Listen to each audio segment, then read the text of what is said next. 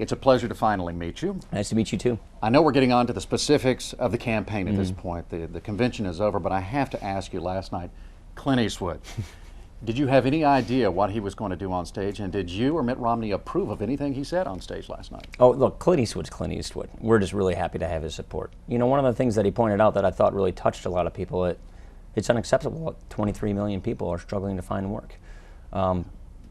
I grew up watching spaghetti westerns, Clint Eastwood movies. It was just nice to see and have his support. Did you and Mitt Romney talk about it afterwards and go, wow? Not really.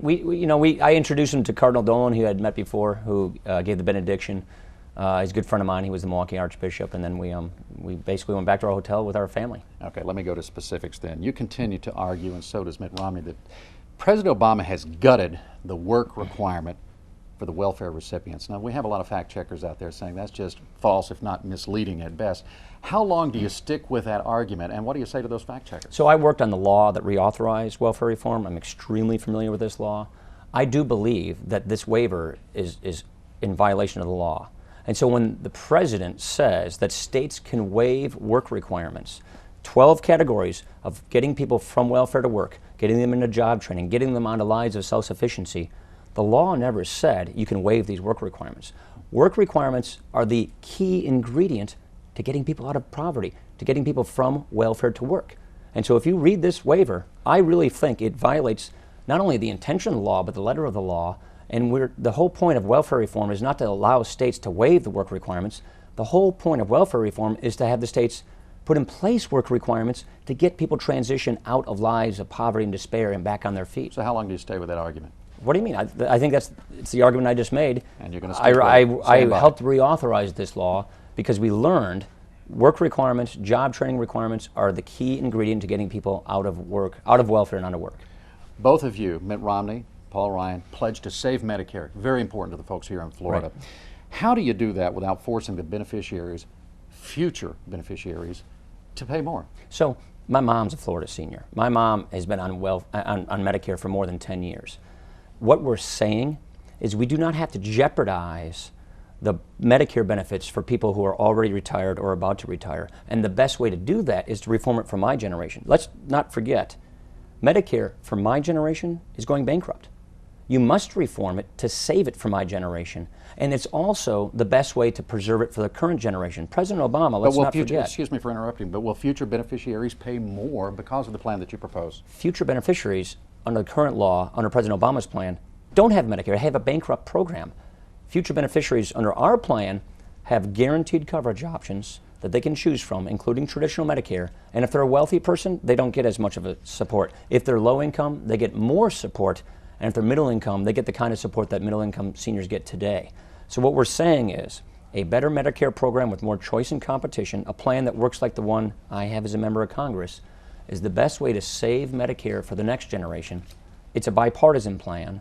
It prevents bankruptcy, and it makes it so that we don't have to do what President Obama is doing to Medicare today, which is raiding Medicare to pay for Obamacare, cutting Medicare Advantage, which a third of Floridians have. We think that's going to jeopardize the program for current seniors. Well, it makes me have to follow up because the president's campaign would say that his plan actually creates savings from future cutting of growth reimbursements to hospitals and insurance.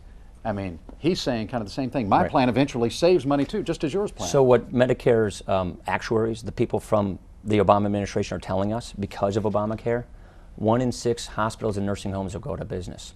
They're telling us a third of Florida's seniors who have chosen a Medicare Advantage will have deep cuts, about $3,200 in their benefits. 43% of the people who chose Medicare Advantage, a third of which are Floridians, are going to lose their Medicare Advantage plans within 5 years under Obamacare.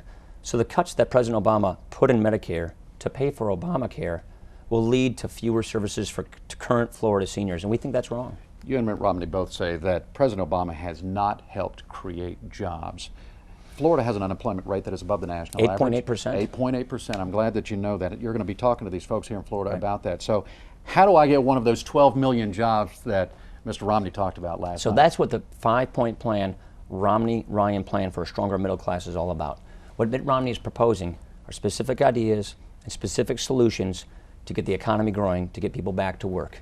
5-point plan for a stronger middle class, higher take-home pay, more jobs. You've got to get spending under control. You have to champion small businesses. You have to have an energy policy that creates jobs and lowers our dependence on foreign oil and lowers the price of oil and gas. You have to have trade agreements so we can make things and sell things. And we have to help workers who are in transition. 23 million people today struggling to find work. What I find works is help people go back to school and get new skills so they can get a job for the 21st century. That's the Romney plan for a stronger middle class. It's specific, it's solutions that have been proven to work, and it stands as a perfect contrast to the president's plans, which have proven to fail. We have the highest poverty rates in a generation. We have a debt crisis on our horizon. The president hasn't done anything to avert it, and we will end up with a European-like stalemate, European stagnation, European unemployment, European debt crisis if we stick with the president's European economics. Your convention was cut short by one day because of Right. Hurricane Isaac.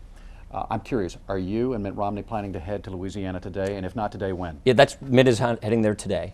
And what Mitt wants to do is go visit with victims of the hurricane, bring attention to the hurricane so that people can see the suffering that's occurring in Louisiana, so that people can go online, go to the Red Cross, and send aid and support to those people who are in the storm's path.